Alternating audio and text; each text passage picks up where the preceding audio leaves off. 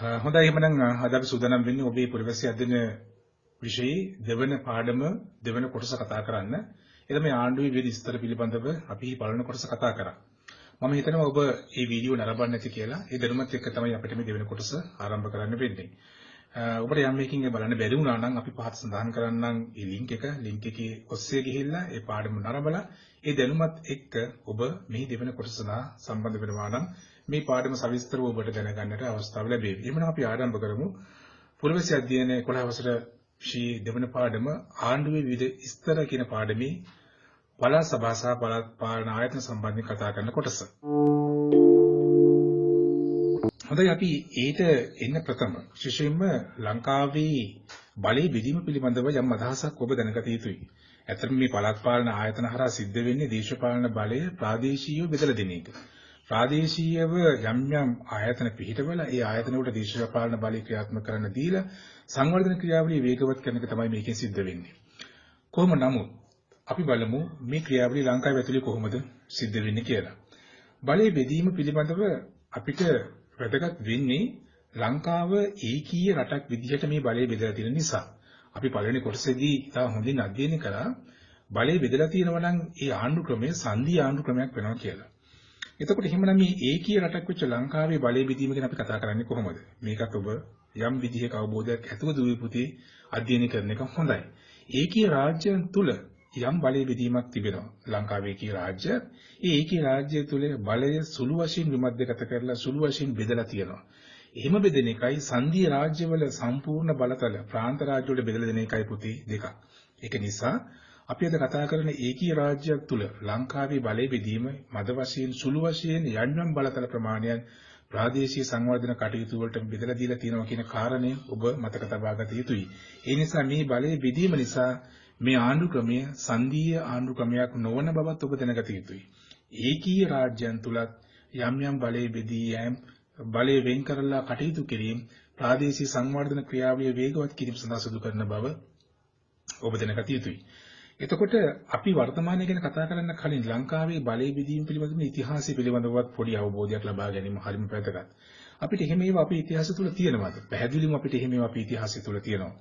ලංකාව බ්‍රිතාන්‍යයට යටත් වෙලා හිටපු බව අපි කලින් කතා කරා. ඒ පිළිබඳව ඔබ යම් යම් ආකාරයෙන් අසා දැනගෙන ඇති.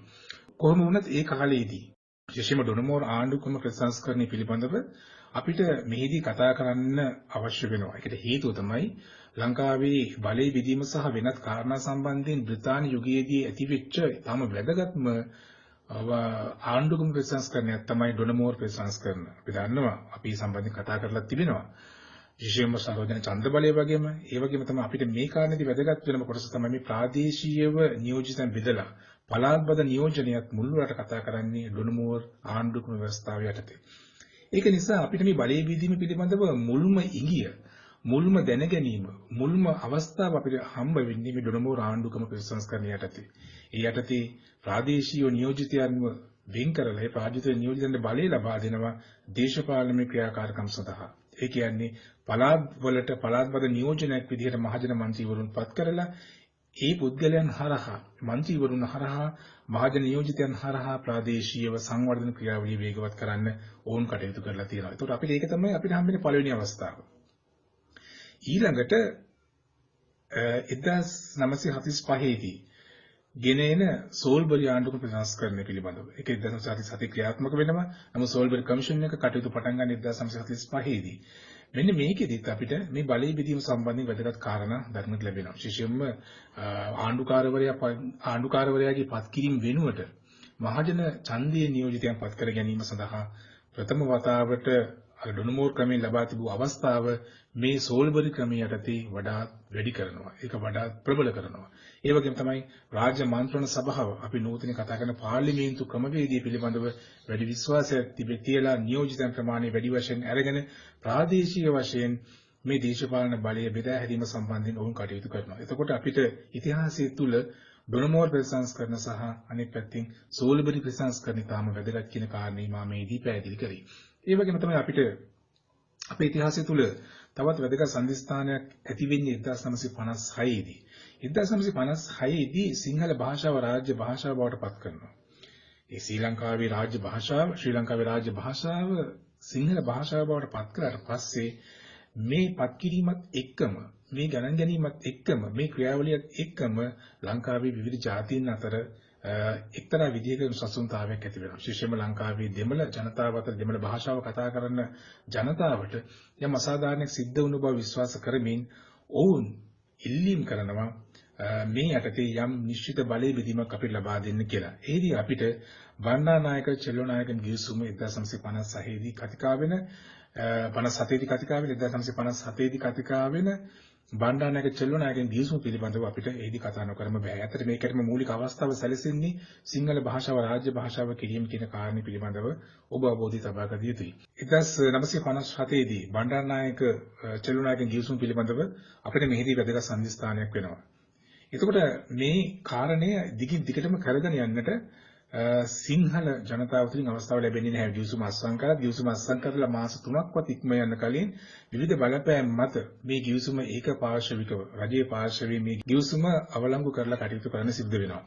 ඒකට විශේෂයෙන්ම සිංහල භික්ෂුන් වහන්සේලා විසින් කරන ලද ඉල්ලීම් සහ ඒ අරගල ප්‍රබලව බලපානවා. ලංකාවේ සිංහල භාෂාව රාජ්‍ය භාෂාව බවට පත් කරලා ඒ සඳහා දෙමළ නියෝජිතයන් විසින් බලය බෙදීමක් ඉල්ලනකොට ඒ බලය බෙදීම සම්බන්ධයෙන් ගිවිසුම අත්සන් කරාට පස්සේ ඒ ගිවිසුමට විරුද්ධව විවිධ අවස්ථාවලදී උද්ඝෝෂණ ඇති වෙනවා, විරුද්ධ ක්‍රියාකාරකම් සිද්ධ වෙනවා. ඉතින් ඒ නිසා තමයි ඒ ගිවිසුම හකුලා ගන්නට ඕනට සිදු වෙනවා. ඒ වගේම තමයි අපිට ඊළඟට ලංකාවේ මේ බලය බෙදීම සම්බන්ධයෙන් තව අවස්ථාවක් දක්නට ලැබෙන 1965 දී ඩඩ්ලි සේනානායක චෙල්ලෝනායකම් ගිවිසුම. චෙල්ලෝනායකම් කියලා කියන්නේ දෙමළ දේශපාලන නායකයෙක්. එතුමා වික්ත නායකයෙක්. එතුමා මේ දෙමළ ජනතාවගේ ගැටලුව නීත්‍යානුකූල විසඳවා ගැනීම සඳහා ඔවුන්ට නීත්‍යානුකූල බලය ලබා ගැනීම සඳහා බලතල යම් බෙදීමක් සඳහා ආණ්ඩුව සමග සුහදව කටයුතු කරමින් ගිවිසුමකට එළඹෙන්න කටයුතු කරනවා. ඒක 1957 දී කරගන්න බැරි වෙනවා. ඒ අනුව 1965 දී නැවතත් ඔහු ඩඩ්ලි සේනානායක අග්‍රාමාත්‍යවරයා සමග සූදානම් වෙනවා ගිවිසුමක් අත්සන් කරන්න. ඒතර මේ ගිවිසුම අත්සන් කරනවා. නමුත් මේ සඳහා විවිධ පාර්ශවවල ඇතිවෙච්ච විරෝධතාවයන් හමුවේ අපිට සිද්ධ වෙනවා මේ ගිවිසුමත් අයින් කරලා දාන්න. ඒතර මේ ගිවිසුමේ නිසි පරිදි කටයුතු සිද්ධ වෙන්නේ නැහැ. ඒ බලය බෙදීමේ අවස්ථාවේදී සාර්ථක වෙන්නේ නැහැ. ඊළඟට අපිට ධර්මයට ලැබෙන්නේ ලංකාවේ පළාත් සභා ඉදි කිරීම සම්බන්ධ විධි විධාන 1987 දී ඉන්දු ලංකා ගිවිසුම හරහා ඇති කරගත් එකඟතාවයක් මත ලංකාවේ ආණ්ඩුක්‍රම ව්‍යවස්ථාවේ 13 වෙනි ආණ්ඩුක්‍රම ව්‍යවස්ථා සංශෝධනයත් එක්ක පළාත් සභා ක්‍රමය ඇති කරනවා. ඒකට අපේ ලංකාවේදී බලය බෙදීම සම්බන්ධයෙන් ඉතිහාසයේ කාරණා දැනගන්න හම්බෙන්නේ මෙන්න මේ ආකාරයට. ඒ කාරණා පිළිබඳව සරල වශයෙන් ඔබ තුල යම් අවබෝධයක් තබා ගැනීම වැදගත්. අපිට ඉතිහාසය තුළ හමු වෙන සම්දිස්ථාන මේ බලය බෙදීම පිළිබඳ ලැබෙන ඉංගීන් අප වෙත ගෙනෙනු ලබනවා. එතකොට ලංකාවේ පළාත් සභා ක්‍රමයේ පිළිබඳව තමයි අපි අද කතා කරන්න බලාපොරොත්තු වෙන්නේ. අපි ඒක බලපාන ලද මූලික අවස්ථා තමයි කලින් කතා කරන ලද්දේ. එතකොට ලංකාවේ පළාත් සභා ක්‍රමය ක්‍රියාත්මක වෙන්නේ කොහොමද? අපි කලින් කතා කරා ලංකාවේ ඒකීය රාජ්‍ය කියන කාරණේ. ඒකේ රාජ්‍ය තුල මධ්‍යම ආණ්ඩුව තමයි බලවත් වෙන්නේ. මධ්‍යම ආණ්ඩුව බලවත් වෙනකොට මේ මධ්‍යම ආණ්ඩුවේ බලය එක්තරා සීමා සහිත විදිහට තවත් යම් යම් දේශපාලන ආයතනවල බෙදලා දෙන බවත් අපි කලින් කතා කරා. එතකොට ඒකේ ලංකාව තුල බලය බෙදලා තියෙන ප්‍රධාන සාධක දෙක මොකක්ද කියලා අපි මෙහිදී කතා කරනවා. එතකොට මධ්‍යම ආණ්ඩුව එකක් තියෙනවා. පළාත් සභා 9ක් තියෙනවා. ලංකාවේ පළාත් 9ක් තිබෙනවා. ඒ පළාත් 9ට අදාළව පළාත් සභා 9ක් පිටවලා තිබෙනවා. මූලික වශයෙන් ප්‍රධාන වශයෙන්ම තියෙන බලය බෙදීමේ ආයතන ව්‍යුහය තමයි මෙන්න මේ දෙක. මධ්‍යම ආණ්ඩුව යටතේ විශේෂයෙන්ම මධ්‍යම ආණ්ඩුව කියලා කියන්නේ ලංකාව පාලනය කරන මධ්‍ය බලය තියෙන තැන. මේ මධ්‍ය බලය තියෙන තැන ඒ බලය යම් සීමා සහිතව පළාත් 9කට බෙදලා ඒ පළාත් සභාව වලට පවර්ලා තිබෙනවා. ඒතර මූලික අවස්ථා දෙක ඔබට ඉතාම පැහැදිලි. මධ්‍යම ආණ්ඩුව ලෙස අපි සලකන්නේ අපි දන්නවා මධ්‍යම ආණ්ඩුවේ ඉන්නේ ප්‍රධාන ජනාධිපතිවරයා. ඒ ජනාධිපතිවරයා ප්‍රමුඛව තිබෙන මධ්‍යම ආණ්ඩුව තමයි අර සියලු පළාත් සභාවන් වලට අවශ්‍ය කරන බලය සහ ඒ විධිවිධාන සපයන්නේ. එතකොට මේ සියලු බලතල එක්රැස් වෙලා තියෙන්නේ මධ්‍යම ආණ්ඩුව තුල. මධ්‍යම ආණ්ඩුවේ සංයුතිය ගත්තාම මධ්‍යම ආණ්ඩුවේ සංයුතිය ගත්තොත් 225ක්. ඔබ සංසන්දනය කරන්න පුළුවන් අපිට තිබුණු බ්‍රිතාන්‍ය මතකයන් එක්ක බ්‍රිතාන්‍ය කාලේ තිබුණු රාජ්‍ය මන්ත්‍රණ සභාව තුල තිබුණු නියෝජිතයන් ප්‍රමාණය කීයද කොහොමද කියලා අපිට මතක ඇති. දැන් බලන්න මධ්‍යම ආණ්ඩුව ලංකාවේ මධ්‍යම ආණ්ඩුවේ සංයුතිය 225ක් ඉන්නවා. ඒ 225 හැදලා තියෙන්නේ ජනාධිපතිවරයා ඉන්නවා, අගමැතිවරයා ඉන්නවා, කැබිනට් ඇමතිවරු 30ක් ඉන්නවා, නියෝජ්‍ය ඇමතිවරු 40ක් ඉන්නවා. ඊට අමතරව පාර්ලිමේන්තු මන්ත්‍රීවරු ඉන්නවා. එතකොට මෙන්න මේ ප්‍රමාණය ලංකාව පුරාම සිය සංවර්ධන කටයුතු සහ දේශපාලන බලය මෙහෙයවීම සඳහා මධ්‍යම ආණ්ඩුව තුළ ක්‍රියාත්මක වෙනවා. ඊට පස්සේ පළාත් සභාව ගත්තොත් පළාත් සභාවක ඉන්නවා 445ක ප්‍රමාණයක්. පළාත් සභා 9ක් පිළිබඳව අපි කතා කරා. ඒතකොට පළාත් සභාව නැවත පළාත් සභා සහ පළාත් පාලන ආයතන කියලා කොටස් දෙකකට බෙදෙනවා. අපි පළාත් සභාව කියලා මේ දෙකම එකට කතා කරාට ඔබ මතක තබා ගත යුතු වෙන්නේ පළාත් සභාව ඇත්තටම ඇති කරන්නේ ආණ්ඩුක්‍රම ව්‍යවස්ථාවේ 13 වෙනි ව්‍යවස්ථා සංශෝධනය මගින්. එතකොට ඒක 1978 ආණ්ඩුක්‍රම ව්‍යවස්ථාවේ ඇති කරන ලද ප්‍රතිපාදනයක්. පළාත් පාලන ආයතන සම්බන්ධයෙන් කටයුතු කරනකොට පළාත් පාලන ආයතන ඊට කලින් විශේෂයෙන්ම බ්‍රිතාන්‍ය කාලයේදී ඇති කරන ලද 52කින් තමයි මේවා ක්‍රියාත්මක වෙන්නේ. එතකොට මේ පළාත් පාලන ආයතන මහනගර සභා සහ නගර සභා කියන පළාත් පාලන ආයතන ලංකාවේ ආඥා 52කින් තමයි ක්‍රියාත්මක වෙන්නේ. ඒකට ප්‍රතිපාදන ඇත්තරම ආණ්ඩුක්‍රම ව්‍යවස්ථාව තුළ සලසලා නැහැ. එතකොට දැන් මේක විස්තර කරගත්තොත් පළාත් සභා 9ක් තිබෙනවා. පළාත් සභා 9 ආණ්ඩුකාරවරු 9ක් ඉන්නවා. ඒ කියන්නේ පළාත් සභාවකට එක ආණ්ඩුකාරවරයා බැගින්. ඒකට මහාමිතුරු 9කුත් ඉන්නවා. එක පළාත් සභාවට එක්කෙනා ගන්න 9ට 9යි. පළාත් ඇමතිවරු 45ක් ඉන්නවා. මේ 45 ඉන්නේ එක පළාතකට ඇමතිවරු 5 දෙනෙක් පුළුවන්. එතකොට උපරිමය ගත්තාම ඔක්කොම 45ක ප්‍රමාණයක් වෙනවා. අනිත් ටික තමයි මන්ත්‍රීවරු. එතකොට පළාත් සභාව ඇතුලේ තිබෙන ව්‍යුහය ප්‍රමාණය සංඛ්‍යාව ඔන්න විදිහට බෙදලා යනවා.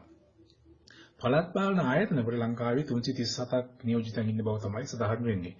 ඒක බෙදලා යන්නේ මහනගර සභා, නගර සභා සහ ප්‍රාදේශීය සභා වශයෙන්. ඒතකොට මේවා බෙදීම් කරලා තියෙන්නේ කොහොමද? මහනගර සභාවක්, නගර සභාවක්, ප්‍රාදේශීය සභාවක් බෙදීමක් කරලා තියෙන්නේ කොහොමද? ඇත්තටම මේ බෙදීම සඳහා භාවිතා කරලා තියෙන්නේ නගරික සිටින ජන සංයුතිය සහ නාගරික බව සහ ග්‍රාමීය බව කියන කාරණා. බොහෝ නාගරික තත්වයක් උසුලන නගර මහනගර සභාව විදියට, අර්ධ නාගරික ස්ථාන නගර සභාව විදියට, ග්‍රාමීය වශයෙන් පවතින ප්‍රදේශවල තිබෙන දේශපාලන ව්‍යුහය ප්‍රාදේශීය සභාව විදියට බෙදලා තියෙනවා. ඒතර මේ බෙදීම හැදලා තින්නේ හිමයි. ලංකාවේ එතකොට මහනගර සභාව තිබෙන 24ක්. ඒ 24 නගරාධිපතිවරු තමයි ප්‍රධානියා. ඒ නගරාධිපතිවරු 24ක් ඉන්න ඕනේ එහෙමයි. ඒක නගර සභාවට එක්කෙනා බැගින්. ඒ වගේම නියෝජ්‍ය නගරාධිපතිවරු 24ක් ඉන්නවා. ඊට පස්සේ නාගරික මන්ත්‍රීවරු ඉන්නවා. නගර සභාවේ ප්‍රධානියා ඉන්නේ සභාපති. ඊට පස්සේ ඉන්නේ උපසභාපති. ඊට පස්සේ නාගරික මන්ත්‍රීවරු. නගර සභා ලංකාවේ 41ක් තියෙනවා. ප්‍රාදේශීය සභා තියෙනවා 272ක්. ඒකේ ප්‍රධානියා වෙන සභාපති, ඒ වගේම උපසභාපතිවරයෙක් සහ ප්‍රාදේශීය සභා මන්ත්‍රීවරු ඉන්නවා. දැන් මේකෙන් එක්තරා අදහසක් ගන්න පුළුවන් ලංකාවේ නාගරික සහ ග්‍රාමීය ස්වභාවය පිළිබඳව අදහසක් මේ chart එකෙන් ගන්නත් පුළුවන් ඔබට. ලංකාවේ මහනගර සභා 24ක් කියලා කියන්නේ නාගරික ප්‍රදේශය. එතකොට ප්‍රාදේශීය සභා කියලා කියන්නේ නොදියුණු මට්ටමේ පවතින ග්‍රාමීය ප්‍රදේශය. එතකොට අපිට වැඩි වශයෙන් තිබෙන්නේ නොදියුණු මට්ටමේ තිබෙන ග්‍රාමීය ප්‍රදේශ බව පේන. මොකද එහි ප්‍රාදේශීය සභා 272ක් ක්‍රියාත්මක වෙන නිසා. එතකොට මධ්‍යම ආණ්ඩුවේ බලතලත් අපි කතා කරපුවා. මොකද මධ්‍යම ආණ්ඩුවට මොකද්ද කරන්න පුළුවන්? මධ්‍යම ආණ්ඩුවේ තිබෙන සංයුතිය කොහොමද කියලාත් අපි මේ කාරණේදී දැනගත යුතුයි. මධ්‍යම ආණ්ඩුවේ බලතල බෙදලා තියෙන්නේ ප්‍රධාන සාධක තුනක් පදනම් කරගෙන. මේ කාරණේ අපි කලින් කතා කරලා තිබෙනවා නීතිය සහ යුක්තිය කියන පාඩමේදී. මධ්‍යම ආණ්ඩුව ව්‍යවස්ථාදායක, විධායකය සහ අධිකරණය කියන කොටස් තුනේ යටතේ තමයි බලය විදිහට කියලා තියෙන්නේ. විධායකයේ විදිහට ජනාධිපතිවරයා ඉන්නවා. විශේෂම ලංකාවේ බලවත් විධායක ජනාධිපතිවරයෙක් ඉන්නවා. එතකොට ජනාධිපතිවරයා ප්‍රමුඛ කැබිනට් මණ්ඩලයක් තිබෙනවා රජයේ තීන්දුව ගැනීම සඳහා. ඊට පස්සේ ව්‍යවස්ථාදායක කියලා කිව්වේ පාර්ලිමේන්තුවට. මේ පාර්ලිමේන්තුවේ අගමැතිවරයා ප්‍රමුඛ අමාත්‍ය මණ්ඩලයක් ඉන්නවා. දැන් ඇත්තටම පාර්ලිමේන්තුවේ ප්‍රධානී වෙන්නේ කතානායකවරයා. නමුත් ආණ්ඩු පක්ෂයේ මන්ත්‍රීවරුන් එකතු කරගෙන එහි බලය තිබෙන අගමැතිවරයාට. එතකොට ආණ්ඩු පක්ෂයේ තියෙන මන්ත්‍රීවරුන්ගේ, අමාත්‍යවරුන්ගේ පාර්ලිමේන්තු කාර්යභාර ප්‍රධානව කටයුතු කරන කෙනා තමයි අග්‍රාමාත්‍යවරයා. ඒතර අධිකරණ ක්‍රියාවලිය අග්‍රවිනිශ්චයකාරතුමා ප්‍රමුඛ විනිශ්චයකාරතුමාලා සිටිනවා. ඒ අධිකරණ ක්‍රියාවලිය ඒ ආකාරයෙන් ක්‍රියාත්මක වෙනවා. ඒතර මේ ආයතන තුනක් විදිහට මේ තිදෙනාගේ ප්‍රධානත්වයෙන් තමයි මේ ආයතන තුන ක්‍රියාත්මක වෙන්නේ.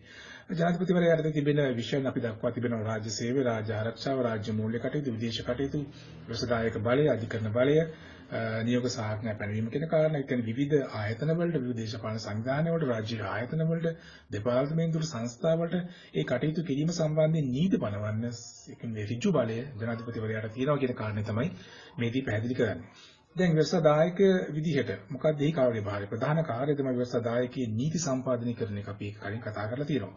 එතකොට ව්‍යවස්ථාදායකය සතු ඊළඟ වැදගත්ම කාරණේ විධායක ශක්තිමත් කිරීම. ඒ කියන්නේ විධායක විසින් ගන්නා ලද තීරණ ඒවා පිළිබඳව අවශ්‍ය කරන ප්‍රතිපාදන සකස් කිරීම සහ විපක්ෂයේ විශේෂයෙන් පාර්ලිමේන්තුවේදී ඒවට නගන ප්‍රශ්නවලට පාර්ලිමේන්තුවේදී උත්තර සපයන්න තියෙන ඇත්තටම මේ අගමැතිවරයා ප්‍රමුඛ අමාත්‍ය මණ්ඩලයට. ඒකට ඒක ප්‍රධාන කාර්යයක් වෙනවා.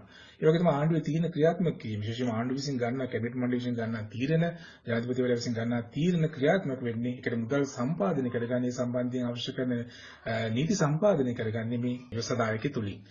අධිකරණ ක්‍රියාවලියත් ඊටම වැදගත් වෙනවා. මධ්‍යම ආණ්ඩුව තුල තිබෙන අධිකරණ ක්‍රියාවලිය ලංකාවේ එකම අධිකරණ පද්ධතියක් තියෙන්නේ. මුළු ලංකාවටම ඒක එක විදිහට බලපාන එක මධ්‍යම ආණ්ඩුවෙන් ක්‍රියාත්මක වෙන්නේ. ඒක නීති විවරණය කිරීම, නීතිය සම්බන්ධයෙන් අවශ්‍ය කරන විවරණය කියලා මෙතනදී කිව්වේ නීතිය සම්බන්ධයෙන් අවශ්‍ය කරන විස්තර කිරීම, නැත්නම් නීතිය පැහැදිලි කිරීම කරගන්නා වූ කාරණා අවශ්‍ය වෙනකොට නීති පිළිබඳව විවිධ මත ඇති වුණොත් එහෙම පාර්ශව දෙකක නීති සම්බන්ධයෙන් යම් අදහසක් උදාහරණයක් විදිහට ගත්තොත් ආණ්ඩුක්‍රම ව්‍යවස්ථාව අනුව අවුරුදු 5කින් ඡන්දයක් තියන්න ඕනද කියලා කිව්වොත් ඒ දිනේ සම්බන්ධයෙන් යම් විවාදාත්මක සම්පන්න තත්ත්වයක් ඇති වුණොත් එවැනි අවස්ථාවකදී එහි තිබෙන ස්වභාවය පැහැදිලි කරන්නේ ඇත්තටම අග්‍රවිශේෂකාරතුමා ප්‍රමුඛ ශ්‍රේෂ්ඨාධිකරණය තමයි කටයුත්ත වෙන්නේ. එතකොට මූලික කටයුත්තම ලංකාව පුරම යුක්තිය පසඳලීම කියන කාරණය අධිකරණයේ ප්‍රධානම කටයුත්ත යුක්තිය පසඳලීමේ කාරණය අධිකරණ ක්‍රියාවලිය කරනවා. ආණ්ඩුක්‍රම ව්‍යවස්ථාව ආරක්ෂා කිරීම යම් කිසි කෙනෙක් ආණ්ඩුක්‍රම ව්‍යවස්ථාවට පටහැනිව කටයුතු කරනවා යම් පුද්ගලයෙක් වෙන්න පුළුවන් රජ නිලධාරියෙක් වෙන්න පුළුවන් දේශපාලනඥයෙක් වෙන්න පුළුවන් ඔහුට විරුද්ධව නීති ක්‍රියාත්මක කිරීමේ බලය තිබෙන ශ්‍රේෂ්ඨාධිකරණය. ඒ නිසා යම් කිසි කෙනෙකුට ඉල්ලීමක් කළ හැකි ශ්‍රේෂ්ඨාධිකරණයෙන් තමයි මේ කටයුතු සම්බන්ධයෙන් අපිට සාධාරණ ඉෂ්ට කරලා දෙන්න කියලා. ඒකයි මෙහිදී පැහැදිලි කරන්නේ. පොල්වැසිය අයිතීන් රැකීම. පුරවැසියෙක්ගේ මානව හිමිකම් කඩ වුණොත්, ඔහුගේ මූලික අයිතිවාසිකම් කඩ වුණොත්, ඒ සම්බන්ධයෙන් කටයුතු කිරීමේ අවසාන බලය තියෙන්නේ ශ්‍රේෂ්ඨාධිකරණයට බව අපි මේ ඉදිරියේදී කතා කරලා තියෙනවා. එහෙමනම් අධිකරණයේ තවත් එක්තරා කාර්යයක් තමයි ඒ රට තුළ වෙසෙන පුරවැසියා විශේෂම ලංකාවේ ඉන්න පුරවැසියා අයිතීන් ආරක්ෂා කිරීම සඳහා කටයුතු කිරීම. ඒත් මේ තමයි මධ්‍යම ආණ්ඩුවේ බලය ක්‍රියාත්මක කරන ආකාරය.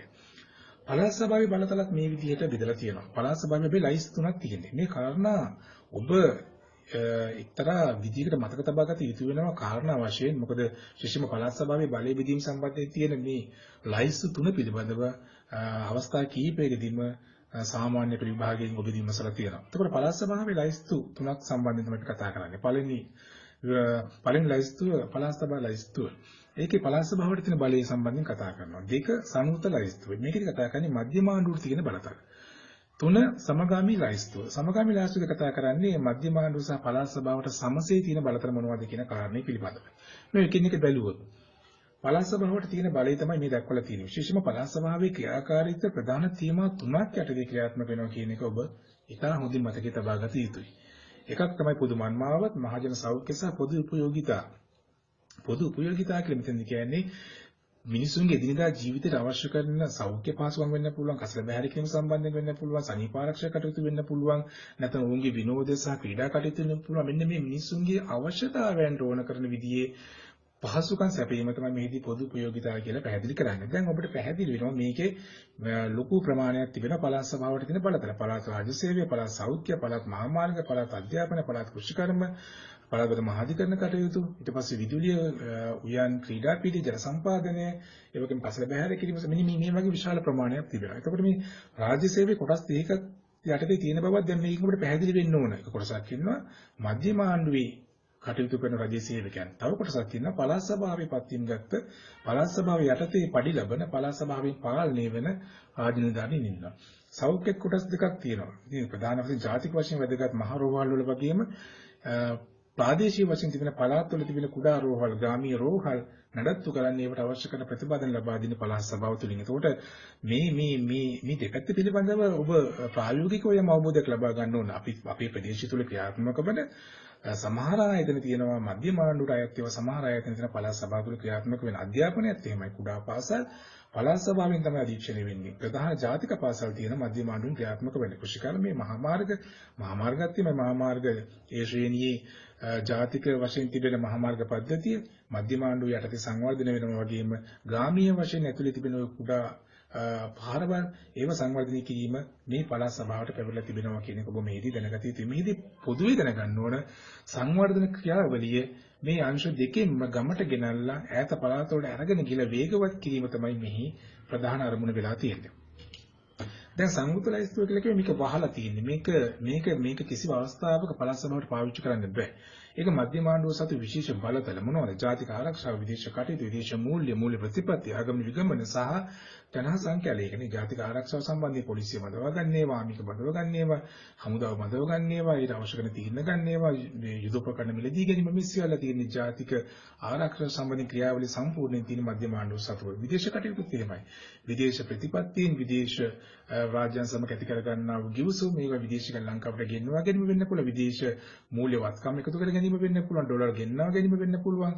මේ සියලු දේවල් සම්පූර්ණ වශයෙන්ම අයිති තිබෙන්නේ මධ්‍යම ආණ්ඩුවට. ආගමන නිගමන කටයුතුත් එහෙමයි.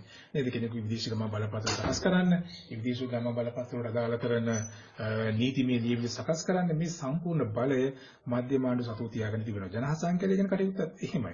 ජනහා සංඛ්‍යාලේඛන සිද්ධ වෙන ලංකාවේ ජන සංගණන සිද්ධ කරනවා. මේ ජන සංගණනයට අදාළ සංඛ්‍යාලේඛන පවත්වාගෙන යනවා නම් ඒ සියල්ල මධ්‍යම ආණ්ඩුව සතුව තබාගෙන තිබෙන බවයි මෙහිදී පැහැදිලි කරන්නේ. සමගාමී ලයිස්තුව කියලා කිව්වේ මධ්‍යම ආණ්ඩුව සහ පළාත් සභාව යන දෙකසටම පුළුවන්. ඒ කණ්ඩායම් දෙකටම පුළුවන් මේ බලය පාවිච්චි කරන්න. මොනවද මේ? සැලසුම් කිරීම, ජාතික නිවාස ඉදි කිරීම, සමාජ සේවා පුනරුත්ථාපන කටයුතු, කුසිකරම සහ ගොවිජන සේවා. මේක මේ පළාත් සභාව සහ මධ්‍යම ආණ්ඩුව කියන ආයතන දෙකම එකතු වෙලා මේ බලය පාවිච්චි කරනවා. මේ දෙකොටසටම පුළුවන් මේක අදාළ කරන කටයුතු කරන්න නේද? නිවාස පද්ධතිය හදන්න, ග්‍රාමීය වශයෙන් නිවාස වැඩි දියුණු කරන්න, ඒවට අවශ්‍ය කරන පහසුකම් සපයන්න, ඒවට අවශ්‍ය කරන අමුද්‍රව්‍ය සපයලා දෙන්න, නිවාස ණය දෙන්න. මෙන්න මේක මේ දෙගොල්ලම කරනවා. සමාජ සේවා කටයුතුත් එහෙමයි. ක්‍රීඩාව නංවන්න පුළුවන්. එහෙම නැත්නම් ඔවුන්ගේ විනෝදයේ සඳහා අවශ්‍ය කරන උද්‍යාන හදන්න වෙන්න පුළුවන්. ඒවත් මේ කණ්ඩායම් දෙකටම අදාළව බලී පැවරෙනවා. අනික පුනරුත්ථාපනය කියන එක විශේෂයෙන්ම මධ්‍යම භාවිතා කරන අය වෙන්න පුළුවන්. එහෙම නැත්නම් වෙනත් අන්තවාදී සංවිධාන වල සම්බන්ධ අය වෙන්න පුළුවන්. ඒ අයව පුනරුත්ථාපනය කරන්න, ඒ අයව නිසි මාර්ගයට ගන්න අවශ්‍ය කරන වැඩපිළිවෙල පළාත් සභාව තුළ ක්‍රියාත්මක කරන්න පුළුවන් කියන එකයි මේ කියන්නේ. ගොවිජන සේවා සහ කෘෂිකර්ම කටයුත්තත් මේ සමගාමී ලයිස්තුවට අයිති වෙනවා. ඒ කියන්නේ කෘෂිකර්ම කටයුතු වලට අවශ්‍ය කරන ගොවීම සම්බන්ධයෙන්, උන්ගේ පොහොර සම්බන්ධයෙන්, උන්ට අවශ්‍ය කරන දැනුම ලබා දීම සම්බන්ධයෙන්, උන්ට ණය පාසුකම් ලබා දීම සම්බන්ධයෙන් මේ සියල්ල පළාත් සභාව තුළ බලය විමධ්‍යගත කරලා තිබෙනවා මේ කටයුතු ඉතා ඉක්මනින් කරගෙන යාම සඳහා. එතකොට ලංකාවේ මේ විදිහට කටයුතු කරන්න අවශ්‍ය කරන විදිහේ පහසුකම් සපයලා පරිපාලන වශයෙන් යම් යම් බෙදීම් සකස් කරලා තියෙනවා. ඒත් අපි කිව්ව ලංකාව පළාත් 9කට බෙදලා තියෙනවා කියලා. ඒ පළාත් 9 තම වැදගත්. ඒ ලංකාවේ පළාත් 9ටම අදාළ මධ්‍යම ආණ්ඩුවට යටත්, නමුත් මධ්‍යම ආණ්ඩුව යටතේ තිබෙන තවත් විශාල දේශපාලන ව්‍යුහයක් තියෙන බවත් අපි කතා කරා. එහෙමනම් මේ පළාත් 9 ඇතුලේ දිස්ත්‍රික්ක තිබෙනවා. ඒ දිස්ත්‍රික්ක වලට තමයි මේ ක්‍රියාවලිය නැවත බෙදලා ඇතුළට යන්නේ. ඒ දිස්ත්‍රික්ක වලට මේ ක්‍රියාවලිය නැවත බෙදලා දේශපාලන වශයෙන් තිබෙන මේ ක්‍රියාවලිය සංවර්ධන ක්‍රියාවලිය වේගවත් කිරීම සඳහා ඉස්සරහට යනවා. මේකෙදි ඇත්තටම සලකලා බලන්න සංවර්ධන ක්‍රියාවලියම පමණක් නෙමෙයි. ඇත්තටම ලංකාව බහුජාතික රටක්. ඒ කියන්නේ බහු ආගමික රටක්. එතකොට මෙවැනි බහු ආගමික බහු ජාතික රටකට සියලු ජනතාවගේ අවශ්‍යතාවයන් එකට එකතු කරගෙන මධ්‍යම ආණ්ඩුවට කටයුතු කරන්න අමාරුයි. ඒ ප්‍රදේශවල තිබෙන විෂමතා හඳුනගෙන, ඒ ප්‍රදේශවල තිබෙන සංවර්ධන අවශ්‍යතා අඳුනගෙන ඒ කටයුතු කරන ඒ ප්‍රදේශයේ සිටින දේශපාලන නායකයන්ට, ඒ ප්‍රදේශයේ සිටින උගත් පිරිසට, ඒ ප්‍රදේශයේ සිටින රාජ්‍ය නායකයන්ට මේ අවස්ථාව ලබා දීලා තියෙනවා. එතකොට අපිට මෙහිදී මේ පළාත් වගේ මේ පළාත් වලට එකතු කරලා තියෙන දිස්ත්‍රික්ක දැන ගැනීම වැදගත්. ඒ නිසා මේක ඔබ මතකයේ තබා ගත යුතුයි මේ පළාත් වලට අයත් දිස්ත්‍රික්ක මොනවද කියලා. වයිඹ පළාතේ අපි දිස්ත්‍රික්ක දෙකක් සම්බන්ධයෙන් කතා කරන පුත්තලම් සහ කුරුණෑගල, සබරගමු පළාතේ දිස්ත්‍රික්ක දෙකයි කෑගල්ල සහ රත්නපුර, ඌව පළාතේ දිස්ත්‍රික්ක දෙකයි බදුල්ල සහ මොණරාගල, බස්නාහිර පළාතේ දිස්ත්‍රික්ක තුනක් තියෙනවා ගම්පහ කොළඹ සහ කළුතර කියලා. උතුරු මැද පළාතේ අනුරාධපුර සහ පොළොන්නරුව කියලා තියෙනවා. දැන් ඔබ ජීවත් වෙන පළාත ඇතුළේ තියෙන දිස්ත්‍රික්කය මොකක්ද? ඔබ අයිති වෙන්නේ කොයි කොටසද කියලාත් අපිට මෙහිදී සලකලා බලන්න පුළුවන්. නැගෙනහිර පළාතේ අපිට දිස්ත්‍රික්ක තුනක් දක්වන්න ලැබෙන ත්‍රිකුණාමලි මඩකලපුව සම්පාර කියලා. දකුණු පළාතේ දිස්ත්‍රික්ක තුනක් තියෙනවා ගාල්ල මාතර සහ හම්බන්තොට. ඒ වගේම උතුරු පළාතේ යාපනයේ කිලිනොච්චි මුලතිව් වවුනියා සහ මන්නාරම කියලා දිස්ත්‍රික්ක පහක් අපිට දක්නට ලැබෙනවා. එතකොට මධ්‍යම පළාතේ මාතලේ නුවර සහ නුවර එළිය කියන දිස්ත්‍රික්ක තුන දක්නට ලැබෙනවා. මේ තමයි ලංකාවේ බලය ප්‍රාදේශීය බෙදා හැරීම සඳහා පරිපාලනමය වශයෙන් බෙදලා තියෙන ආකාරය, දිස්ත්‍රික්ක වලට පළාත් වලට අදාළ දිස්ත්‍රික්ක වෙන් කරලා තියෙන ආකාරය. දැන් ඒ වගේම තමයි මේ පළාත් වලට අදාළ පුෂ්ප නැත්තම් මේ දිස්ත්‍රික්ක වලටම වෙන් කරන ලද පුෂ්පයන් තිබෙනවා. සමහර අවස්ථාවලදී විභාගයේදී මේ කාරණා ඔබෙන් අසා තිබෙනවා. ඉතින් මේක මේ පළාත් නමයට අදාළ පුෂ්පයන් පිළිබඳව ඔබට මතකයේ තබා ගන්න පුංචි වදන් වලක් මම එකතු කරලා තියෙනවා. මේකත් පාඩම් කරගන්න බලන්න. යම් අවස්ථාවකදී ඔබට විභාගයේදී මේක අවශ්‍ය වෙන්න පුළුවන්. මතක් කර ගැනීම සඳහා ඔබට මේ පදපේලිය එක්තරා විදිහක වටිනාකමක් සපයන්න පුළුවන්.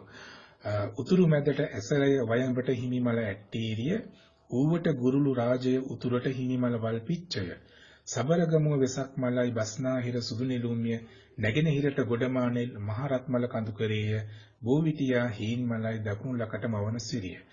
දැන් මේකෙදී පළාත් 9ට අදාළම පුෂ්පයන් සම්බන්ධයෙන් කතා කරනවා. උතුරු මැදට ඇසල මල කියලා කියනවා, වයඹට ඇට්ටීරිය මල කියලා කියනවා, ඌවට ගුරුළු රාජ මල කියලා කියනවා, උතුරට වල්පිච්ච කියලා කියනවා, සබරගමුවට වෙසක් මල කියලා භාවිතා වෙනවා. බස්නාහිරට භාවිතා වෙන සුදු නෙළුම් කියලා. නැගෙනහිර ගොඩමානෙල් තමයි අදාළ වෙන පළාත් පුෂ්පය. මෙතනදී මහරත්මල කඳුකරය කියලා කිව්වේ මධ්‍ය කඳුකරය, මධ්‍යම පළාත, මධ්‍යම පළාතට මහරත්මල අයිති වෙනවා. දකුණු පළාතට අයිති වෙන්නේ බෝවිටියා හීන්මල කියලා මෙතන කියනවා. මෙතන නමුත් මෙතනදී මේකේදී අදහස වෙන්නේ හීන් බෝවිටියා මල කියන එක. මොකද බෝවිටියා හීන්මල කියලා එකක් නෑ. මෙතනදී මේ පදපේලිය සකස් කිරීම සඳහා සකස් කරලා තියෙන්නේ. ඒකට හීන් බෝවිටියා මල තමයි දකුණු පළාතට අයිති වෙන්නේ. මේකත් ඔබ මතකයේ තබා ගන්න. ඔබට යම් විදියක විභාගයේදී මේ පිළිබඳ ප්‍රශ්නයක් ඇහුවොත් මේ පදපේලිය මතක නම් ඔබට උත්තරේ සපයා ගැනීම අපහසු වෙන එකක් නෑ. එමනම් අපි මෙතනදී මේ පාඩමට අදාළ වැදගත්ම කොටස කතා කරන්න ඕනේ. ඇයි මේ විදිහට බලය බෙදලා තියෙන්නේ? දැන් සමහර අවස්ථාවල සමහර අය කියනවා පළාත් සභාව කියලා කියන්නේ සුදු අලියෙක් කියලා. සුදු අලියෙක් කියලා කියන්නේ ප්‍රයෝජනයක් නැතුව විශාල මුදල් ප්‍රමාණයක් නාස්ති කරනවා කියලා. අපි දැක්කා බ්‍රිතාන්‍ය යුගයට වඩා 1947න් පස්සේ ලංකාවේ දේශපාලන ක්‍රියාවලිය ඇතුලේ මහජන නියෝජන ප්‍රමාණය වැඩි වෙනවා. මධ්‍යම ආණ්ඩුවේ ඉන්න ප්‍රමාණය අපි දන්නවා. ඒ වගේ පළාත් සභාවක් ඇතුලේ කොච්චර ඉන්නවද කියලා අපි දන්නවා. පළාත් පාලන ආයතන විදියට නගර සභා, මහනගර සභා සහ ප්‍රාදේශීය සභාවල මහජන නියෝජිතන් කොච්චර ප්‍රමාණයක් ඉන්නවද කියලා අපි දැනගත්තා. ඒක විශාල ප්‍රමාණයක් ඉන්න මහජන නියෝජිතයන්. මේ මහජන නියෝජන ප්‍රමාණය වැඩි කරලා තියෙන අතරම දුවේපිටි ප්‍රාදේශීය වශයෙන් අවශ්‍ය කරන සංවර්ධන කටයුතු සහ මහජනතාවට වඩා සමීප සේවාවක් සැපයීමේ අරමුණේ. එහෙනම් මොනවද මේකේ පුරවැසියාට දෙන ප්‍රයෝජන කියලා අපි මෙහිදී කතා කරන්නේ. මේ කාරණා සියල්ල දැන ගැනීම වැදගත් වෙනවා. මෙන්න මේ ප්‍රධාන කොටසත් එක්ක එකතු කරගත්තේ නැත්නම් අපි දන්නේ නැහැ ඇයි මේ විදිහට බලය බෙදලා තියෙන මේ බලය බෙදීමේ ප්‍රයෝජන මොනවද කියලා. ජාතික ආරක්ෂාව තහවුරු කිරීම පිණිස හරි වැදගත්. මම අර කිව්ව කාරණා සංවර්ධන ක්‍රියාවලිය වගේම දුවේ පුතේ විවිධ ප්‍රදේශවල සිටින විවිධ ජන කොටස්. ඒ ජන කොටස් වලට අවශ්‍ය කරන ඒ ප්‍රදේශ වලට ආවේනික අවශ්‍යතාවයන් හඳුනගෙන කටයුතු කරේ නැත්නම් ඒ ජනතාව අතර යම් නොසන්සුන්තා ඇති වෙන්න පුළුවන්. ඔවුන් තුළ යම් උද්ඝෝෂණ ඇති වෙන්න පුළුවන්. එතන අපිට එවැනි කාරණා සම්බන්ධයෙන් ලංකාවේ ඉතිහාසයේ අපිට ඕනතරම් සාධක තියෙනවා. ඔබ අසහාය 1971 දී ලංකාවේ කැරැල්ලක් ඇති වුණා.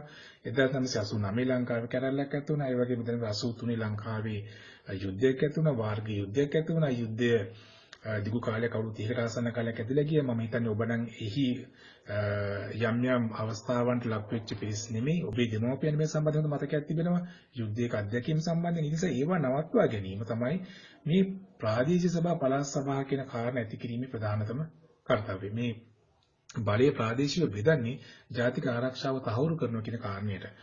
ඒකට තමයි ප්‍රාදේශීය ආර්ථික සංවර්ධනය කරනවා කියන එක. අර මධ්‍යම ආණ්ඩුවගේ මුළු ලංකාවටම යම් ආර්ථික මේ වශයෙන් වැදගත් කරන තීන්දුව ගන්න ගියාම ඒව ගම්මට්ටමට එනකොට ගොඩක් ප්‍රමාද වෙනවා. ගොඩක් කල් ගත වෙනවා. තීන්දුව ගන්න ගොඩක් කල් යනවා. ඒක නිසා මේ ප්‍රාදේශීය ඔබේ ගමට මේ ක්‍රියාවලිය ගෙනල්ලා හැම ගමකටම හැම නගරයකටම අදාළ කරන විදිහ දේශපාලන සංවිධානයක් බිහි වෙනකොට ඒ හරහා ගමේ පාරවල් ටික, ඒ වගේම ගමේ ජල අවශ්‍යතාවයන් ටික, ඒ වගේම ගමේ කෘෂිකාර්මික කටයුතු ටික, ඒ වගේම ගමේ ක්‍රීඩාවට අදාළ කටයුතු ටික ඉතා ඉක්මනින් සංවර්ධනය වෙනවා කියන එක මෙහිදී තහවුරු වෙනවා. ඒක තමයි මේ ආණ්ඩුවේ විවිධ ස්තර විදියට පුරවැසියාට මෙවැනි සංවිධාන බිහි කිරීමෙන් බලාපොරොත්තු වන ප්‍රධාන කාරණේ. නීති හා සාමය ආරක්ෂා කිරීම කියන කාරණේ.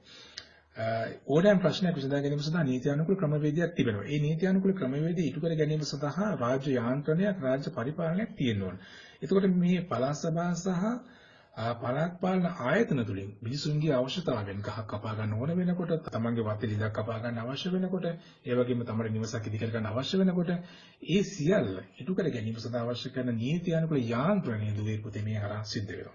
ආපදා සහ සහන සේවා පවත්වන න්‍යාය. මේකත් හරිම වැදගත්. ගම්මුතුරක් එනකොට, නියඟයක් එනකොට, ඒ වගේම තමයි විවිධාකාරී උපද්‍රව පැමිණෙනකොට, එහෙම නැත්නම් වසංගතයක් එනකොට මේවට ඉක්මනින් හඳුනාගෙන ජනතාවට අවශ්‍ය කරන පහසුකම් ටික සපයලා දෙන්න, ඒක අවශ්‍ය කරන මැදිහත් වීම සිද්ධ කරන්න මේ ප්‍රාදේශීය සභා සහ පළාත් සභා කියන කාරණා හරිම වැදගත් වෙලා තිබෙනවා. ඒ හරහා තීන්දුවගෙන ඉක්මනින් ජනතාවට සමීප වෙලා කටයුතු කරන්න පුළුවන්. ප්‍රාදේශීය සංවර්ධනය වේගවත් කිරීම කියන එක තමයි මේ ප්‍රධානතම අරමුණ වෙලා තියෙන විශේෂයෙන්ම ප්‍රාදේශීය වශයෙන් බලපාන මිනිසුගේ මාර්ග අවශ්‍යතාව වෙන්න පුළුවන් මිනිසුගේ වාරි මාර්ගයේ කටයුතු වෙන්න පුළුවන් පාසල් පද්ධතිය වෙන්න පුළුවන් මේවා සංවර්ධනය කරන්න මේවා දියුණු කරන්න මේවට අවශ්‍ය කරන තීන්දුව ගන්න ඉක්මනින් හැකියාව ලැබිලා තියෙනවා මේ පළාත් සභා සහ පළාත් පාලන ආයතන තුලින් ගැටු බිඳාකරන කියන එකත් හරිම වැදගත් කාරණයක් විශේෂයෙන්ම මිනිස්සුන් තුළ ඇතිවන විවිධ අර්බුදයන්හිදී ඒ අර්බුද ඇති කිරීම සඳහා බලපාන සාධක අපිට හඳුනාගත්තට පස්සේ විශේෂයෙන්ම වනසත්තුන්ගෙන් වෙන්න පුළුවන් ඊට පස්සේ විශේෂයෙන්ම වගාවන් සම්බන්ධ මිනිස්සුන්ට ඇතිවන යන තත්ත්වයන් වෙන්න පුළුවන් මේවා හඳුනාගෙන මිනිසුන් අතර ගැටුම් නිර්මාණය වෙනවා මේ තමන්ගේ වගාව ආරක්ෂා කරගන්න වනසතුන් සහ මිනිසුන් අතර ගැටුම් ඇති වෙන්න පුළුවන් ඒ වගේම ජාතීන් අතර ගැටුම් ඇති වෙන්න පුළුවන් ඒවා හඳුනාගෙන නිසි නායකත්වයේ ගමට අරන් ගිහිල්ලා ඒවා නිසි පරිදි කළමනාකරණය කිරීම මේ තුලින් සිද්ධ කරන බව ඔබ දැනගත යුතුයි. ඒ වගේම තමයි ආණ්ඩුවේ විවිධ ස්තර සඳහා පුරවැසියාගෙන් ඉටු වී යුතුකම් සහ වගකීම් පිළිබඳව අපි දැනගත යුතුයි. අපි හැම වෙලාවෙම අපිට අවශ්‍ය කරන අපි අයිතිවාසිකම් පිළිබඳව කතා කරාට අපි හැම වෙලාවෙදීම අපි පසුබට වෙනවා අපෙන් මේ සමාජයට වෙන්න ඕන යුතුකම මොකක්ද කියන එකත් දැනගෙන කටයුතු කරන්න. අපි ඒක ඉතාම වැදගත් වෙනවා. ඒ වගේම තමයි මෙතනදී ඒ කාරණා කීපය පිළිබඳව අපි සම්බන්ධයෙන් කතා කරලා තියෙනවා. ආර්ථික හා සමාජ සංවර්ධනය සඳහා නිසිකල්ට බදු ගෙවීම. රටක් සංවර්ධනය වෙන්නේ රටක දේශපාලන ක්‍රියාකාරීත්වයේ ක්‍රියාත්මක වෙන්නේ ඒ රටේ මිනිසුන් ගෙවන බදු මත. ජාතික ආදායම තීරණය වෙන්නේ මිනිසුන් ගෙවන බදු මත. ඒ නිසා නිසි කලට බදු ගෙවීම අපි සිදු කරන්න ඕනේ. විවිධ කාරණා හින්දා බදු ගෙවීම පැහැර හරින්නේ නැතුව විවිධ උපක්‍රම පාවිච්චි කරලා ඒවා මග හරින්නේ නැතුව නිසි කලට බදු ගෙවීම කරනවා නම් ඒ බදු මුදලින් තමයි දුවේ පුතේ මේ පළාත් සභා සහ පළාත් පාලන ආයතන වගේම මධ්‍යම ආණ්ඩුවත් ක්‍රියාත්මක වෙන්නේ මිනිසුන් විසින් ගෙවන බදු නිසා. අපි භාණ්ඩ සේවා මිලදී ගැනීම නිසා වෙන්න පුළුවන්. එහෙම නැත්නම් අපි විවිධ සේවාවක් ලබා ගැනීම නිසා වෙන්න පුළුවන්. එහෙම නැත්නම් අපි විශාල ආදායමක් ලබන නිසා අපි ආදායම් බදු ගෙවන කෙනෙක් වෙන්න පුළුවන්. කවුරු වුණත් Tamanට හිමි Taman ගෙවිය යුතු බදු නිසි පරිදි ගෙවීමට අපි පුරවැසියන් ලෙස කටයුතු කරන්න ඕන. පොදු දේපල ආරක්ෂා කරන්න ඕන. දැන් මේ පළාත් සභා සහ පළාත් පාලන ආයතන තුලින් අපිට ඇති කරලා තියෙන පොදු දේපල තිබෙනවා නේද? මාර්ග පද්ධතිය වෙන්න පුළුවන්, ගමනාගමනය වෙන්න පුළුවන්, වෙන රාජ්‍ය ආයතන වෙන්න පුළුවන්, ඒ වගේම උයන්සා ක්‍රීඩා පිටි වෙන්න පුළුවන්. අපේ පොදු පරිහරණයට සකස් කරලා තියෙන මේ දේවල් අපි භාවිතා කරලා තවත් අයට පාවිච්චි කරන්න පුළුවන් විදිහට ආරක්ෂා කිරීම පිළිබඳව අපිට වගකීමක් තියෙනවා. ඒ වගකීම පුරවැසියන් විදිහට, දරුවන් විදිහට අපි මුලදී අපි හිතවල දාගත්තේ නැත්නම් වැඩිහිටියන් වුණාට පස්සේ අපිට හැඟීමක් එන්නේ නැහැ දීපිතේ මේව ආරක්ෂා කරන්න ඕන කියලා. ඒ නිසා දරුවෝ විදිහට ඉගෙන ගන්නවා වගේම මේ දැනුම ලබනවා වගේම අනිත් පැත්තෙන් අපිට මේ පොදු දේපල ආරක්ෂා කිරීම සඳහා තිබෙන වගකීම පිළිබඳවත් ඔබ එක්තරා විදිහක ඔබේ හිතට යම් අදහසක් ඇති කර ගන්න ඕන. මේවා අපි රැකිය යුතු දේවල් කියලා. නීතිය හා සාමය රැකීම නේද? හැම වෙලාවෙම නීතිකරුකු පුරවැසියෙක් අතින් වැරදි වෙනවා අඩුයි. මේ දැනුම ලබා ගැනීමෙන් අපි බලාපොරොත්තු වෙන්නේ ඒක. ඒක නිසා අපි හැම වෙලාවෙදීම අපිට පුළුවන් නම් අවම විදිහට නේද? අවම විදිහට ගැටුම් ඇති කරගන්න නැතුව අනිත් කෙනා ගැන හිතලා අපි ජීවත් වෙන්න පුළුවන් නම් ඒක මේ දේශපාලන ක්‍රියාවලිය ඇතුළේම රාජ්‍ය පරිපාලන ක්‍රියාවලිය ඇතුළේම නැත්නම් ප්‍රදේශයක් විදිහට ගත්තොත් ඒ දිස්ත්‍රික්කය ඇතුළේ මෙහෙම නැත්නම් පළාතක් විදිහට ගත්තොත් ඒ පළාත ඇතුළේම නිසි ක්‍රියාවලියක් සිද්ධ වෙන හොඳ සමාජ වටපිටාවක් ගොඩනගන්න හේතු වෙනවා. ඒ නිසා හැම වෙලාවෙම නීත්‍යානුකූලව කටයුතු කිරීම සහ සාමකාමීව කටයුතු කිරීමත් අපි අපේ හිත තුළ ඇති කරගත යුතු ප්‍රධානතම වගකීමක් වෙනවා. ආපදා සහ සහන සේවා පිළිබඳ ඉක්මනින් දැනුවත් කිරීම කියන කාරණේ. යම් කිසි ආපදාවක් සිද්ධ වෙනකොට ඒ පිළිබඳව පුරවැසියන් විදිහට අපිට මේ ආයතන දැනුවත් කරන්න පුළුවන් නම් ඉක්මනින්. දැන් ඔබ දන්නවා පළාත් සභාවට තියෙන බලතල මොනවද කියලා. මේ දැනුම හරහා මේ ප්‍රායෝගික දැනුම ගන්න එක මම හැම වෙලාවෙම කියන්නේ ඒකයි. යම් ගැටලුවක් ඇති වුණාම මේ ගැටලුවට උත්තර හොයන්න පුළුවන් ආයතන අපි ළඟම තියෙනවා. නේද? එතකොට අපිට පුළුවන් වෙන්න ඕන අදාළ අය දැනුවත් කරලා ඒ සේවාව ලබා ගන්න. සංවර්ධන කටයුතු වලට සහයෝග දක්වන්නත් ඕන නේද? මාර්ග පද්ධති සංවර්ධනය කිරීමේදී වෙන්න පුළුවන්, වෙන ගොඩනැගිලි ඉදි කිරීමේදී වෙන්න පුළුවන්. ඒ කටයුතු වලදී කටයුතු සිද්ධ යුතු ආකාරය පිළිබඳව අපිට පුළුවන් දේශපාලන සංවිධානات එක්ක කටයුතු කරලා, ඒ වගේම සමාජ සේවා කටයුතු සමග සම්බන්ධ වෙලා ඊට අවශ්‍ය කරන සහයෝගය දෙන්න පුළුවන් මේ වැඩසටහන් සකස් වී තිබෙන මේ ආකාරයෙන් කියලා පැහැදිලි කිරීම තුලින්. ඒ වගේම තමයි සුබ සාධන කටයුතු විශාල ප්‍රමාණයක් යම් පළාත් සභාව තුළ ක්‍රියාත්මක වෙනවා නේද? උද්‍යාන වෙන්න පුළුවන්, ක්‍රීඩා පිටි වෙන්න පුළුවන්, වෙනත් විනෝදයේ සපයන ආයතන තැන් වෙන්න පුළුවන්, වාරි මාර්ග පද්ධති වෙන්න පුළුවන්. ඉතින් මේ සියල්ල හරියට නිසි ලෙස ප්‍රයෝජන අරගෙන ක්‍රීඩා කටයුතු වලදී වෙන්න පුළුවන්.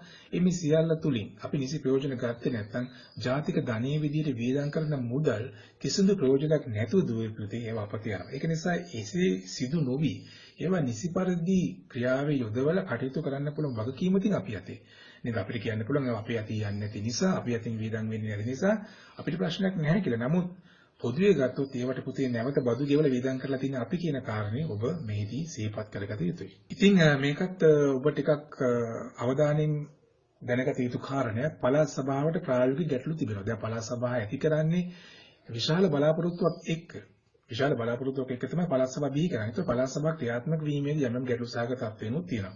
ඕනෑම කටයුත්තකදී අපිට ඒව දක්නට පුළුවන්. නමුත් පොදුවේ ගත්තාම ලංකාවේ පළාත් සභා ක්‍රියාවලිය බොහොම යහපත් චේතනාවකින් ඇති කරන ලද කාරණයක් කියන කාරණේ ඔබට මෙහිදී පැහැදිලි වෙනවා ඇති. මොනවද මෙහි තියෙන ගැටලු? ප්‍රාදේශීය පවතින සම්පත්වල විෂමතාවු වාසියවල් සිද්ධ වෙනවා. දැන් මහනගර සභාවක නාගරික ප්‍රදේශයක තියෙන සම්පත් ඒ වගේම එහි තිබෙන ක්‍රියාකාරීත්වය ගත්තාම ඒකයි මේ දුෂ්කර පළාතක තියෙන ප්‍රාදේශීය සභාවක තියෙන සම්පත්වල ගත්තාම අතර වෙනසක් තියෙනවා නේද? නාගරික ප්‍රදේශවල බදු ගෙවන්න පුළුවන් සංවර්ධන ක්‍රියාවට දායක වෙන විශාල පිරිසක් හිටියට ග්‍රාමීයව ඉන්නේ එහෙම හැකියාවක් තියන අය නෙමෙයි. එතකොට එවැනි ප්‍රාදේශීය සභාවක ගන්න පුළුවන් සංවර්ධන තීන්දුවයි මහනගර සභාවක ගන්න පුළුවන් තීන්දුව අතර වෙනසක් තියෙනවා. ඒතකොට ජනතාවට එක හා සමානව සේවය සපයන්න බැරි අවස්ථා නිර්මාණය වෙන්න පුළුවන්. මධ්‍යම ආණ්ඩුව සහ පළාත් සභාව විෂයන් පැහැදිලි නොවීම. ඔබ දැක්කාර සමගාමී ලයිස්තුවේදී සමහර ඒවා තියෙනවා දෙන්නටම ක්‍රියාත්මක කරන්න පුළුවන් ඒවා. ඒතර මෙතෙන්දී ඔබට ගැටලුවක් එන්න පුළුවන් මේ ව්‍යාපෘති මධ්‍යම ආණ්ඩුව එකද මේ ව්‍යාපෘති පළාත් සභාව එකක්ද කියලා. නේද? පළාත් සභාවේදී සමහර අවස්ථාවලදී කරන සමහර කටයුතු වලට මධ්‍යම ආණ්ඩුව මැදිහත් වීමුත් තියෙනවා. ග්‍රාමීයව තිබෙන ඇතුල් ග්‍රාමීය ප්‍රදේශවල තිබෙන මාර්ග පිළිසකර කිරීම සමහර විට මධ්‍යම ආණ්ඩුව ව්‍යාපෘතියක් විදිහට පේනවා. ඉතින් ඒවා නිසි පරිදි හඳුනා ගන්න බැරිකමක් මෙහි තිබෙන විශේෂ ගැටලුවක් කියලා මෙහිදී කියන්න පුළුවන්. ඒ වගේම මධ්‍යම ආණ්ඩුවේ බලතල පළාත් සභාවට බලපෑම් කරන විශේෂම අපි කිව්වා මේ මධ්‍යම ආණ්ඩුව යටතේ බලයේ තියාගෙන තමයි එක්තරා බල ප්‍රමාණයක් පළාත් සභාවකට දීලා තියෙන්නේ. එතකොට පළාත් සභාවට රිසිසේ කටයුතු කරන්න බෑ. ඒතර මධ්‍යම ආණ්ඩුව විසින් ගන්නා තීරණ සමහර විට ඒවා හරි වුණත් වැරදි වුණත් අකමැත්තෙන්ම පළාත් සභාවට කැමති වෙන්න වෙනවා. උදාහරණයක් විදිහට ලංකාවේ දැන් මේ දිනවල ප්‍රබල ගැටලුවක් තිබෙන පොහොර සම්බන්ධ ප්‍රශ්නයක්. ඒතර මේ පොහොර ප්‍රශ්නය ඇවිල්ලා තිබෙන්නේ මධ්‍යම ආණ්ඩුව තීරණය කරන් තියෙනවා. අපි රසායනික පොහොර වෙනකොට කාබනික පොහොර භාවිතා කරනකොට. එතකොට පළාත් සභාවේ තිබෙන සියලු තීරණ අයින් කරලා අර මධ්‍යම ආණ්ඩුවේ තීරණයට එන්න වෙනවා. ඒතකොට මේක එක්තරා විදිහක මේ පළාත් සභාවල ක්‍රියාකාරීත්වය යහපත් ලෙස සිද්ධ වෙන්න අයිති කර විදිහට බලපාලා තියෙනවා. භූමි විශාල වෙන විට පළාත් සභාව ජනතාව අතර සමීප නොවීම. ඒක එක්තරා විදිහක මේ ප්‍රාදේශීය සභා සම්බන්ධයෙන් ගැටලුවක්. විශාල භූමි ප්‍රදේශයක් හිමි දිස්ත්‍රික්ක තිබෙනවා. විශේෂම අනුරාධපුර පොළොන්නරුව වගේ මොණරාගල වගේ පළාත් හම්බන්තොට වගේ විශාල භූමි ප්‍රදේශයක් තිබෙනවා.